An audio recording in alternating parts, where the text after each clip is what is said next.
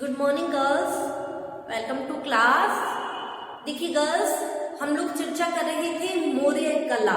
ठीक है कि जो मौर्य कला थी वो एक साधना के रूप में चली थी और आगे निरंतर अटूट रूप से क्या हुआ, ये चलती रही। ठीक है, तो हम लोगों ने पढ़ा था कि मौर्य काल में जो कला थी, स्थापत्य कला के क्षेत्र में अभूतपूर्व उन्नति हुई थी। ठीक है, तो हम लोगों ने ये भी जाना कि मौर्य कला में जो कला की अभिव्यक्ति स्थापत्य कला के रूप में हमें दिखाई देती है, उसके दौरान हम लोग इस अभिव्यक्ति को नगरों, स्तूपों, विहारों, चैत्यों और स्तंभों के रूप में देखते हैं। ठीक है, तो मौर्य काल में हम लोगों ने ये भी पढ़ा कि स्थापत्य कला की प्रधानता थी और बौद्ध धर्म की प्रधानता थी।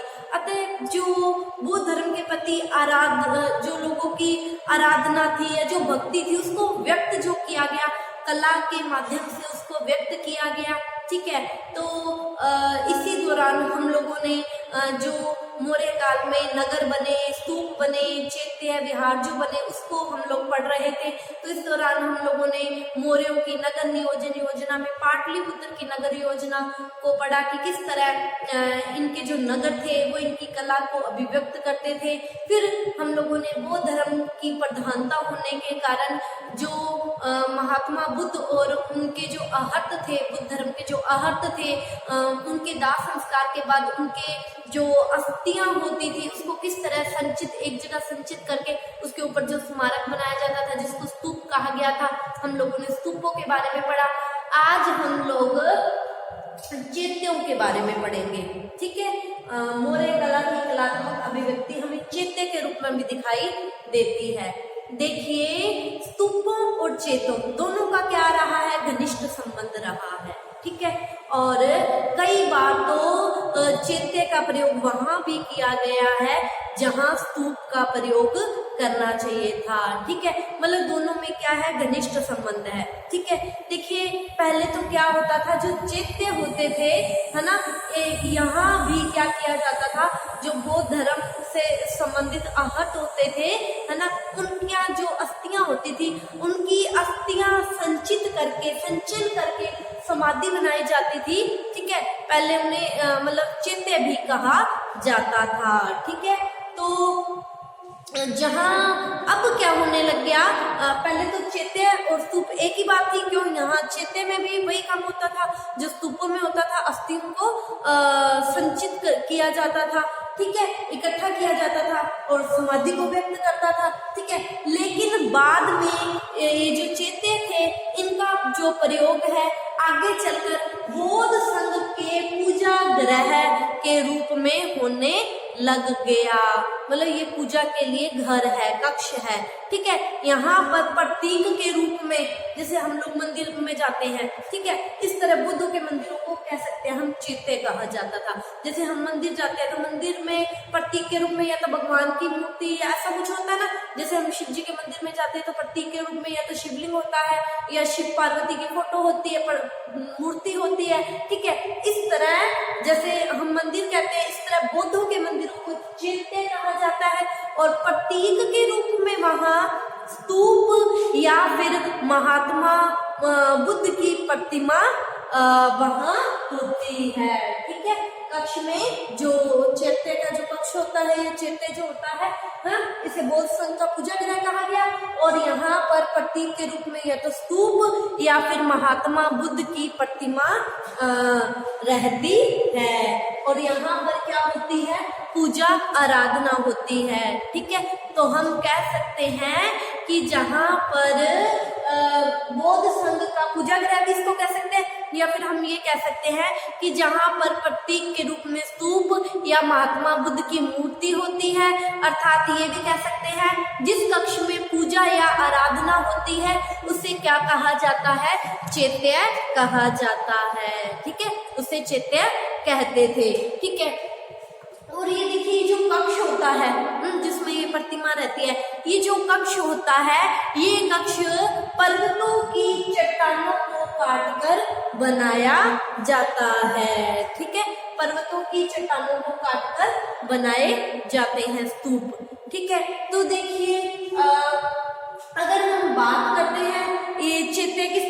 होते हैं, ठीक है। तो देखिए चैत्य में क्या होता है, एक विस्तृत बहुत बड़ा हॉल होता है, ठीक है। और इस हॉल में बौद्ध धर्म के जो उपासक होते हैं, भिक्षु भिक्षुनियां, ये क्या होते हैं, वहां एकत्रित होते हैं, ठीक है। और ये जो सदन होता है, इसके एक छोर पर तो क्या होता है, बौद्ध स्तूप बना होता है, ठीक है। और इस बौद्ध स्तूप पर कभी कभी कई बौद्ध स्तूपों में देखा है महात्मा बुद्ध की मूर्ति उत्कीर्ण रहती है, ठीक है। और स्तूप की परिक्रमा के लिए प्रदक्षिणा पथ बना होता है। गुप्तकालीन जब मंदिर करवाए थे उसमें मैंने आप लोगों को प्रदक्षिणा पथ के बारे में बताया था ना, कि हम चारों ओर जो फेरी लगाते हैं, ठीक है। जैसे जो मंदिर का गर्भगृह होता है उससे बाहर आने के पश्चात हम जो फेरी लगाते हैं, तो ऊपर वो प्रदक्षिणा पर जो छत से ढका होता है, ठीक है। इन चैत्यों में भी क्या होता है, एक छोर पर तो स्तूप होता है और कभी कभी स्तूप पर बुद्ध की प्रतिमा उत्कीर्ण होती है, और इस स्तूप की परिक्रमा के लिए प्रदक्षिणा पथ होता है, ठीक है। और ये जो प्रदक्षिणा पथ का जो हॉल होता है, इसकी लंबाई है जो, ये क्या होता है कि यहाँ पर पाषाण के स्तंभ की पंक्ति होती है, लाइन होती है, ठीक है।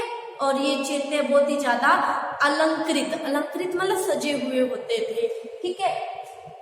तो देखिए इन चैत्यों का जो प्रवेश द्वार होता था, मतलब जो मेन गेट होता था जिससे इसमें प्रवेश करते थे, प्रवेश द्वार बहुत विशाल और कलाकृतियों द्वारा क्या होता था, अंकित होता था। मतलब उस पर खूब कला की होती थी, उसको सजाया होता था, ठीक है। और मतलब ऐसी व्यवस्था की होती थी चैत्यों में कि बाहर का प्रकाश और वायु अंदर से बाहर आसानी से आ जा सके, ठीक है। तो ऐसे ज्यादातर चैत्य हमें कहाँ मिले हैं, महाराष्ट्र और मध्य प्रदेश में ऐसे चैत्य हमें बहुत ज्यादा मिले हैं। और इनका जो निर्माण है वो ये कहा गया कि शायद 10वीं शताब्दी तक होता रहा होगा, ठीक है। तो ये इस तरह हम लोगों ने चैत्यों के बारे में पढ़ा। अब हम बात करते हैं, देखिए मौर्य कला की बात हो रही है, तो मौर्य काल में जो कला के क्षेत्र में अभूतपूर्व उन्नति हुई थी, इसमें अशोक का महत्वपूर्ण योगदान था। अशोक ही तो वो व्यक्ति था जिसने बौद्ध धर्म ग्रहण किया था मौर्य शासकों में। तो अब हम बात करते हैं अशोक द्वारा बनाए गए चैत्य, ठीक है। देखिए अशोक के द्वारा बनाए गए कुछ दरिग्रह गुफाएं भी कह सकते हैं या चैत्य भी कह सकते हैं, वो कौन कौन सी है।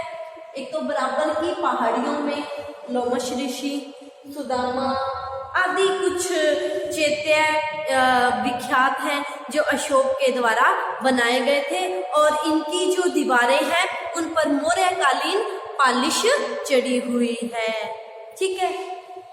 तो अब हम सबसे पुराने चैत्य की बात करते हैं।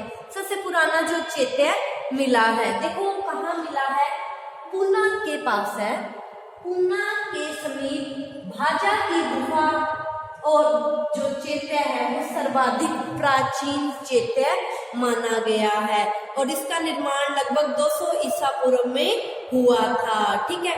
और इस चैत्य में भी हमें क्या मिलता है, मूर्तियों का अंकन मिलता है, ठीक है। और ये भी क्या है, पर्वतों को काटकर बनाए गए थे। कहने का भाव ये है कि जो जितने भी चैत्य मिले हैं ये पर्वतों या चट्टानों को काटकर बनाए जाते थे, ठीक है।